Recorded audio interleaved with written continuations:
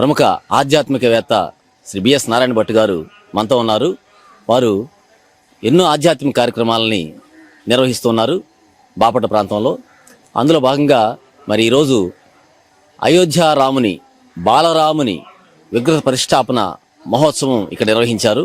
విగ్రహ ప్రతిష్టా మహోత్సవానికి సంబంధించినటువంటి వివరాలతో పాటు నరేంద్ర మోడీ గారి కృషిని గురించి కూడా వారు అద్భుతంగా మాట్లాడతారు. చెప్పండి సార్. నమస్కారం సార్. ఈ విగ్రహ ప్రతిష్టాపన కార్యక్రమంలో మళ్ళీ రాముడిని ప్రతిష్ఠించడంలో నరేంద్ర మోడీ గారి కృషి ఎనలేనిది. దాన్ని మీరు ఎలా అంగీకరిస్తున్నారు, ఎలా ఏకీభవిస్తున్నారు? ఈ రోజున సమాజంలో ఉండేటువంటి అనేకమైన రాజకీయ నాయకులు, రాజకీయ భావాలు కూడా ఓటు బ్యాంకు రాజకీయం నడుపుతున్నాయి తప్ప సమాజ భద్రతల గురించి, సమాజ మార్గాల గురించి ఏ రకంగా కూడా దృష్టి పెట్టడం. ముఖ్యంగా అనేక సంవత్సరాలు మనం పరిపాలించుకున్నటువంటి మన దేశం, మనం ఇక్కడ పుట్టాం, ఇక్కడ పెరిగాం, మన దేవుణ్ణి మనం గుర్తించుకోవడానికి 70 ఏళ్ళు పట్టింది. అంటే మనం ఎంత హీనాతిహీనమైన స్థితిలో ఉన్నాము అనేటువంటిది ఆలోచించాలి. ఆనాడు రథయాత్ర ద్వారా అద్వాని కన్యాకుమారి హిమాలయ పర్వతాల వరకు తిరిగి రామ మందిర ఆవశ్యకతని చెప్పినప్పుడు, దేవాలయం కడుతున్నప్పుడు ఇప్పుడు రామాలయం ఎందుకు కడుతున్నారు అని ప్రశ్నించేవాళ్ళు ఎక్కుతున్నారు. అంటే ఇది కుహనా రాజకీయ భావన తప్ప భారతీయ సంస్కృతిని అర్థం చేసుకోవడం కాదు. నరేంద్ర మోడీ విశిష్టత ఏమిటంటే తాను ఏమి చేయదలుచుకున్నారో దాని మీద దీక్షా పట్టుదల ఉంది. ఒక నవరాత్రులు చేసేటప్పుడు ఆయన 10 రోజులు ఆహారం తీసుకోకుండా నిమ్మరసం మీద ఉండి దుర్గా పూజలు చేస్తారు. ఇవాళ తిరుగు రాముణ్ణి అక్కడ ప్రతిష్ఠ చేసేటప్పుడు 11 రోజుల పాటు ఆయన ఉపవాసం ఉండి నేల మీద పడుకొని ధర్మాన్ని ప్రతిష్ఠ చేయడం కోసం తాను తిరిగి ఈ యొక్క కార్యక్రమం నిర్వహించాడు. అక్కడ బాలరాముణ్ణి ఎందుకు పెట్టారు చాలా మంది ప్రశ్నిస్తున్నారు. ఇక్కడ 2 క్వశ్చన్స్ నేను చెప్తున్నా. అయోధ్యలో రాముడు పుట్టాడు. యజ్ఞం చేస్తే, హోమం చేస్తే హోమంలోంచి వచ్చినటువంటి పాయసం ద్వారా పుట్టినటువంటి వాడు రామచంద్రుడు. అందువల్ల రామచంద్రుడు చిన్నపిల్లవాడుగా తెరయాడినటువంటి అయోధ్యలో ఆ చిరునవ్వులతో ఉండేటువంటి రాముడిని చూసినప్పుడు మనకి ఆహ్లాదం కలుగుతుంది. అదే రాముడు శౌర్య పరాక్రమం కలిగినటువంటి బాణం పట్టుకుని యుద్ధం చేయడానికి వెళ్తున్న వాళ్ళు కనిపిస్తే మనలో ఉద్రేకాలు పెరుగుతాయి, మనలో ఒక విధమైనటువంటి తిరుగుబాటు జరగ వస్తుంది. రాముడిని ఆదర్శంగా అక్కడ తీసుకుంటాం. కానీ ఇక్కడ అది కాదు. రామో విగ్రహవాన్ ధర్మ ప్రతిపాదన చేసినటువంటి వాడు రాముడు.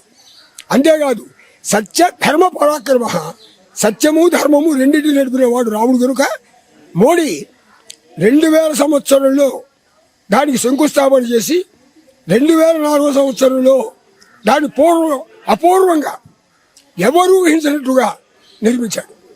ఇక్కడ ఇంకో విషయం ఏంటంటే మోడీ నిర్మించినటువంటి రామాలయానికి ప్రభుత్వం 1 రూపాయి కూడా ఇవ్వాలి.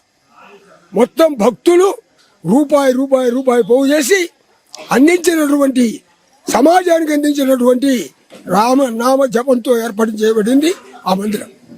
అందువల్ల ఒకప్పుడు అనుకునేవాళ్ళం తాజ్మహల్ నిర్మాణానికి రాలెత్తిన కూలీలు ఎవరని. ఇవాళ అయోధ్య రామాలయ నిర్మాణానికి సహకరించినటువంటి భారతీయులు ఎవరు? హిందువులు ఉన్నారు, ముస్లింలు ఉన్నారు, క్రైస్తవులు ఉన్నారు. షేక్ అబ్దుల్లా గారు అంటున్నారు, నేను రాముడు అనేవాడు ఏ మతానికి సంబంధించిన వాడు కాదు, సత్యమునకు ప్రతిరూపం, ధర్మానికి ప్రతిరూపం. సత్యం ఉన్ననాడు రాముడు ఉంటాడు, ధర్మాన్ని నడపాలంటే రాముడు ఉండాల్సిందే అని అబ్దుల్లా గారు అన్నాడు. అంటే మనలో ఉండేటువంటి కుహనాభావాల నుంచి దైవీ భావాలకు పుంజుకుని మన సంస్కృతిని పెంచుకోవడానికి మోడీ గారు ఒక దీక్షతో, ఒక దక్షతతో భారతీయ జీవనాన్ని మార్చాడు. ఇది ఒకటే కాదు, ఆయన కాశీని పూర్తిగా వారణాసి మొత్తం మార్చాడు. ఉజ్జయిని మహాకాళి దేవాలయం ఎక్కడుందో చాలా మంది తెలియదు. ఇవాళ ఉజ్జయిని తిరుపతికి మించి భక్తులు వెళ్తున్నారు అక్కడికి. ఎందుకని?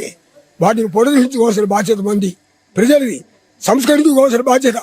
మసీదు కట్టించుకోవాల్సిన వాడు మసీదు మీద నమ్మకం ఉన్నవాడు కట్టించుకోవాలి, చర్చి కట్టించుకునేవాడు చర్చి మీద నమ్మకం ఉన్నవాడు కట్టించుకోవాలి, దేవాలయం మీద నమ్మకం ఉన్నటువంటి వాడు దేవాలయాన్ని కట్టించుకోవాల్సిందే, కష్టపడాల్సిందే, తను రూపాయి తీసి దేవుడికి ఇవ్వాల్సిందే. రామ మందిరం లేని గ్రామాలు లేవు. ఏ మందిరం ఉన్నా లేకపోవచ్చు, కానీ రామ మందిరం ప్రతి గ్రామంలో కూడా ఉంటుంది. ప్రతి వాడు రామ మందిరంలో చెప్పించాడు. ఇది మోడీ పెట్టింది కాదు, మన సనాతన ధర్మం. ఒక ఫోటో పెట్టుకుని చిన్న మందిరం కట్టుకుని మా ఊళ్ళో రామాలయం, మా ఊరి రామయ్య అని కళ్యాణాలు చేసుకున్నాం మనందరం కూడా. అటువంటిప్పుడు ఇవాళ ఆయన ఎవరో వచ్చి చేశాడు అనుకోకల, ఆయన కాలంలో ఉన్నాడు కనుక చేసే అవకాశం ఆయనకు వచ్చింది. ఒకడు ఒక శంకుస్థాపన చేస్తాడు, ప్రభుత్వం మారుతుంది, ఆ వచ్చిన వాడికి దాన్ని ప్రారంభోత్సవం చేసే అధికారం వస్తుంది. ఆయన ప్రారంభోత్సవం చేస్తాడు.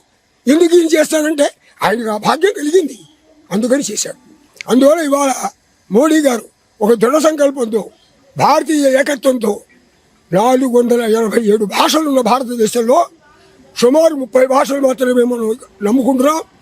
మనందరికీ తెలుసు 200 భాషలకి లిపే లేదు దేశంలో.